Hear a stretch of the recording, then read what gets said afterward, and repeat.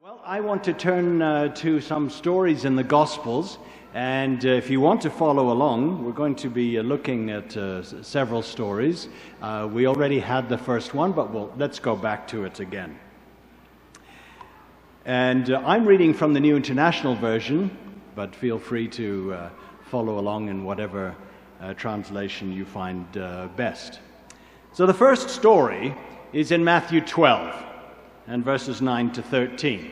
And each of these stories I'll give a little title to. The first one I'll call the Withered Hand Man. Jesus went into their synagogue, and a man with a shriveled hand was there.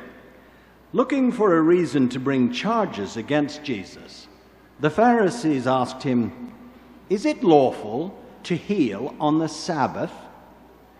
He said to them, "If any of you has a sheep and it falls into a pit on the Sabbath, will you not take hold of it and lift it out? How much more valuable is a person than a sheep? Therefore, it is lawful to do good on the Sabbath." Then he said to the man, "Stretch out your hand." So he stretched it out, and it was completely restored, as sound as the other. The next story is in Mark chapter 1 and verses 21 and on. Mark chapter 1. This is the story of the demon-possessed man. Jesus and his disciples went to Capernaum, and when the Sabbath came, Jesus went into the synagogue and began to teach. The people were amazed at his teaching, because he taught as one who had authority, not as the teachers of the law. Just then there was a man in the synagogue who was possessed by an impure spirit, and he cried out, "What do you want with us, Jesus of Nazareth? Have you come to destroy us? I know who you are, the Holy One of God." "Be quiet," said Jesus sternly. "Come out of him." The impure spirit shook the man violently and came out of him with a shriek. Next story, Luke chapter 4 and verse 38. This is the story of Peter's mother-in-law. I don't suppose many of us think about the domestic arrangements of the disciples, but obviously Peter was married. I'd like to know more about Mrs. Peter, but this is a story about her mother. Luke 4:38. That Sabbath, Jesus left the synagogue and went to the home of Simon. Now Simon's mother-in-law was suffering from a high fever, and they asked Jesus to help her. So he bent over her and rebuked the fever, and it left her. She got up at once and began to wait on them. Story number 4. Luke chapter 13, and starting with verse 10. This is what I call the story of the bent-over woman. On a Sabbath, Jesus was teaching in one of the synagogues, and a woman was there who had been crippled by a spirit for 18 years. She was bent over and could not straighten up at all. When Jesus saw her, he called her forward and said to her, "Woman, you are free from your infirmity." Then he put his hands on her, and immediately she straightened up and praised God. Indignant because Jesus had healed on the Sabbath, the synagogue leader said to the people, "There are 6 days for work, so come and be healed on one of those days, not on the Sabbath." The Lord answered him, "You hypocrites! Don't each of you on the Sabbath untie your ox or donkey from the stall and lead it out to give it water? Then should not this woman, a daughter of Abraham, whom Satan has bound for 18 long years, be set free on the Sabbath day from what bound her?" Story number 5, Luke chapter 14. This is the dropsy man. And some of us used to make fun of dropsy whenever anyone dropped something, but this is not that kind of disease. This is a serious disease that many translations call an abnormal swelling of the body. Luke 14:1. One Sabbath, when Jesus went to eat in a house of a prominent Pharisee, he was being carefully watched. There in front of him was a man suffering from an abnormal swelling of his body. Jesus asked the experts in the law, "Is it lawful to heal on the Sabbath or not?" But they remained silent.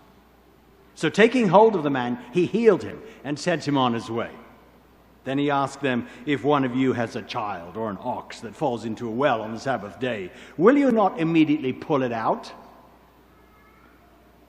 Story number 6. This is the Bethesda pool crippled man story in John chapter 5. John chapter 5, and starting with verse 5. One who was there had been an invalid for 38 years. When Jesus saw him lying there and learned that he had been in this condition for a long time, he asked him, "Do you want me to make you well?" "Sir," the invalid replied, "I have no one to help me into the pool when the water is stirred. While I'm trying to get in, someone else goes down ahead of me." Jesus said to him, "Get up, pick up your mat, and walk." At once the man was cured. He picked up his mat and walked. The day on which this took place was a Sabbath. And finally, John chapter 9 and verses 1 to 14. This is the born blind man. John 9, starting at the beginning. As he went along, he saw a man blind from birth. His disciples asked him, "Rabbi, who sinned, this man or his parents, that he was born blind?" "Neither this man nor his parents sinned," said Jesus. "But this happened so that the works of God might be displayed in him. As long as it is day, we must do the works of him who sent me. Night is coming, when no man can work. While I am in the world, I am the light of the world." After saying this, he spit on the ground, made some mud with the saliva, and put it on the man's eyes. "Go," he told him, "wash in the pool of Silang." So the man went and washed and came home seeing. His neighbors and those who had formerly seen him begging asked, "Isn't this the same man who used to sit and beg?" Some claimed that he was. Others said, "No, he only looks like him." But he himself insisted, "I am the man." "How then were your eyes opened?" they asked.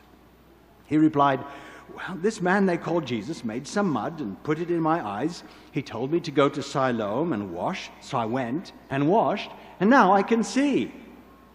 "Where is this man?" they asked him. "I don't know," he said. They brought to the Pharisees the man who had been born blind. Now the day on which Jesus had made the mud and opened the man's eyes was a Sabbath. I'm sure by now you have noticed that there is a common theme to these stories. And I am grateful for Alex Bryan, the senior pastor of the Walla Walla University Church, for pointing out that what ties these stories together is something that might be a little bit of a surprise to Seventh-day Adventists. And he does this in his excellent essay called The Heart of Adventist Faith, which is in the book Do Justice, published by the Signs Publishing. And Pastor Bryan points out that in every one of these cases, what is involved is a chronic condition, not sudden, unavoidable, immediate needs. Jesus showed that the Sabbath is an appropriate time to intervene and to help. Sabbath keeping by Jesus was also about routine healing, compassion, and wholeness. Jesus said that the Sabbath was made for man, or for human beings. The purpose was humane. It was humanitarian. And so Sabbatarians who are not humane are not Sabbath keepers, according to Jesus. Now, some of us have grown up with the concept that the only appropriate time for helping people on the Sabbath is if there is an emergency, but not any other time. But that's not the theme of these stories. As the Pharisees pointed out, can't you come on Sunday or Monday? And Jesus said, no, the Sabbath is the time for being concerned about people's needs. So that makes us begin to scratch our head perhaps and ask ourselves, what is the purpose of the Sabbath? Now, for those of us who have grown up in this community, one answer we might say is, well, it's worship. And it's true.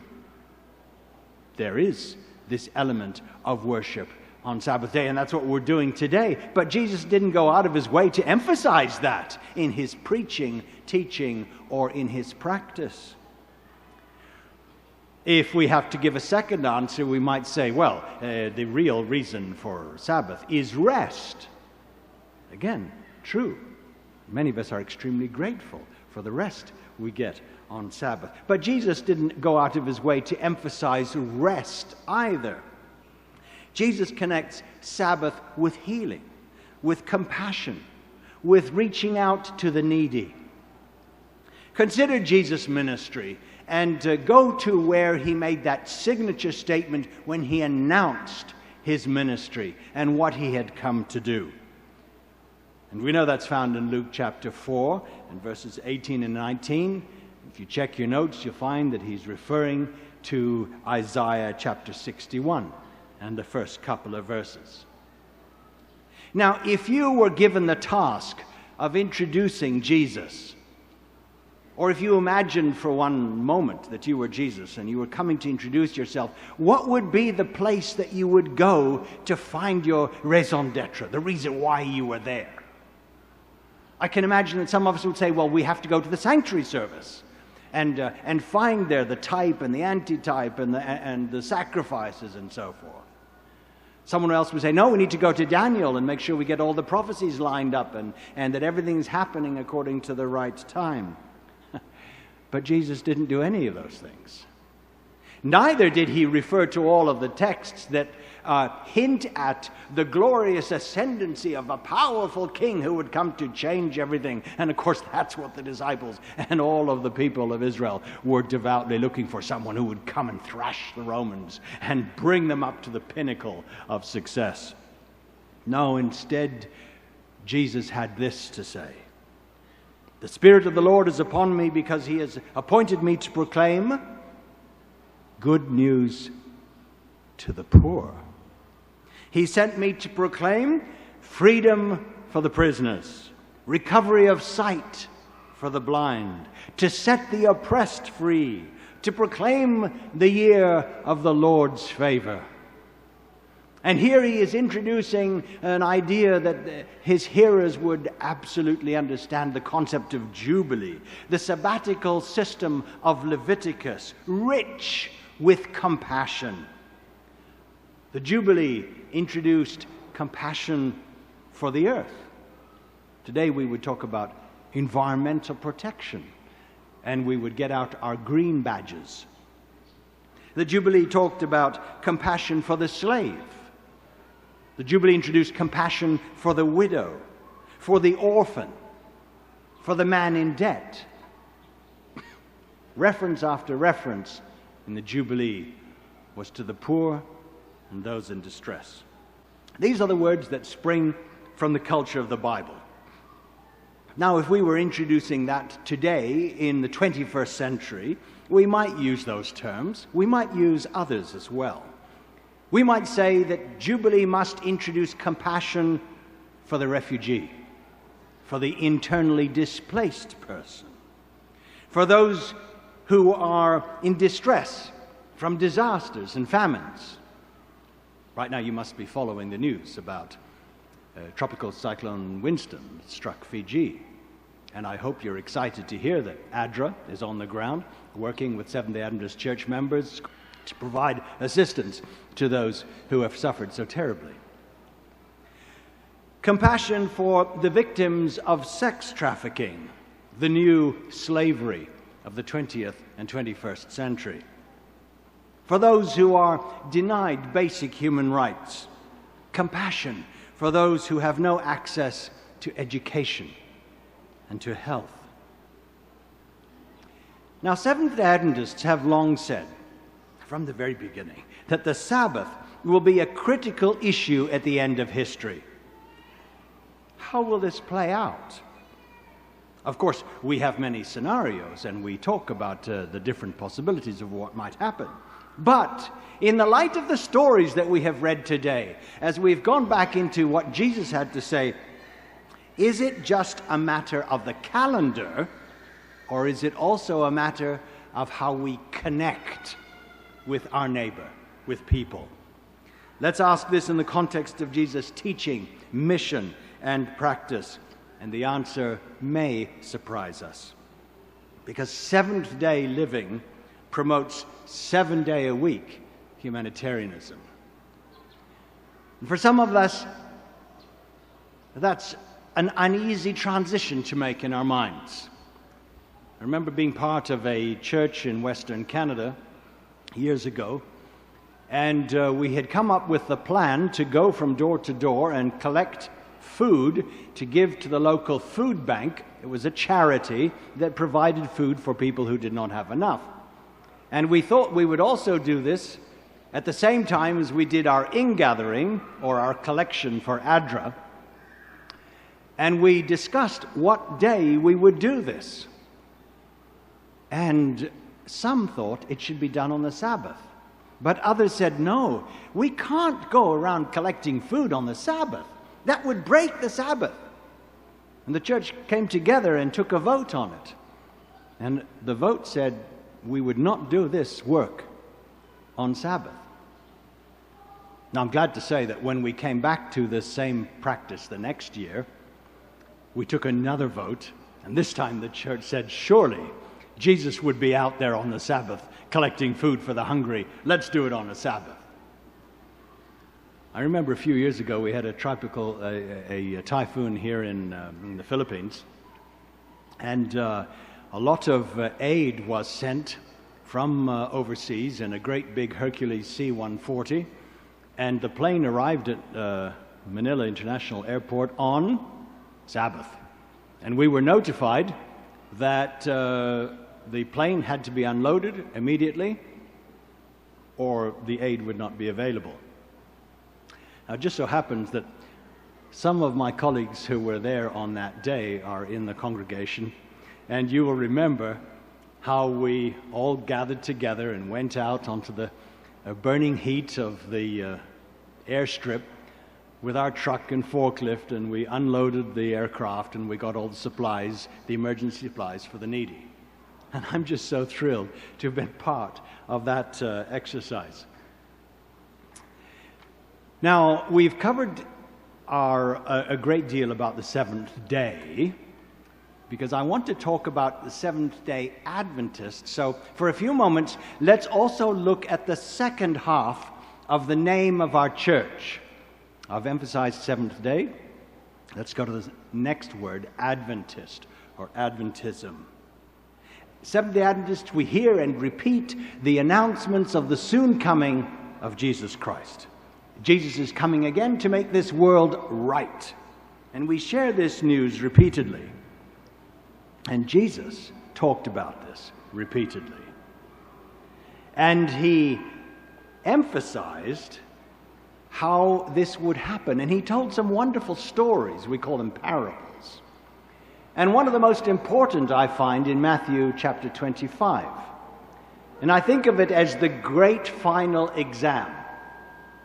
Now, we're in an academic setting, so I know that many of you encounter exams, tests, quizzes from time to time. And I will confess to you that at no point in my academic career did I ever enjoy tests, quizzes, or exams. Some of you may be different. But Matthew 25 talks about the great exam that we will all face. And it says there, starting with verse 31, When the Son of Man comes in his glory and all the holy angels with him, then he will sit on his throne of his glory, and all the nations will be gathered before him, and he will separate them one from another, as a shepherd divides his sheep from the goats. He'll set the sheep on his right hand, the goats on his left. And then the king will say to those on his right hand, "Come, you blessed of my Father, inherit the kingdom prepared for you from the foundation of the world." A good thing about this exam is it was over before it started, it seems, because the answer was already announced. And he then goes on to explain how those who had passed the exam had done so. And I hope your professors, teachers, whatever, also do this in the classroom, because it's not just enough to know that you got an A, B, C, D, or F, but why you got that grade. And Jesus does that here, the king. And he says in verse 35, "For I was hungry and you gave me food, I was thirsty and you gave me drink, I was a stranger and you took me in, I was naked and you clothed me, I was sick and you visited me, I was in prison and you came to me." And I can just imagine in the story, a story that we are looking forward to, by the way, that those on the right hand of the Father looking up at this immortal, all-powerful God, their eyes open wide and they cannot understand the words, and they say, "When did we see you a stranger? When did we see you hungry? When did we see you thirsty? Or sick or in prison?" And then the king, verse 40, explains, and he says to them, "Assuredly I say to you, inasmuch as you did it to one of the least of these my brethren, you did it to me."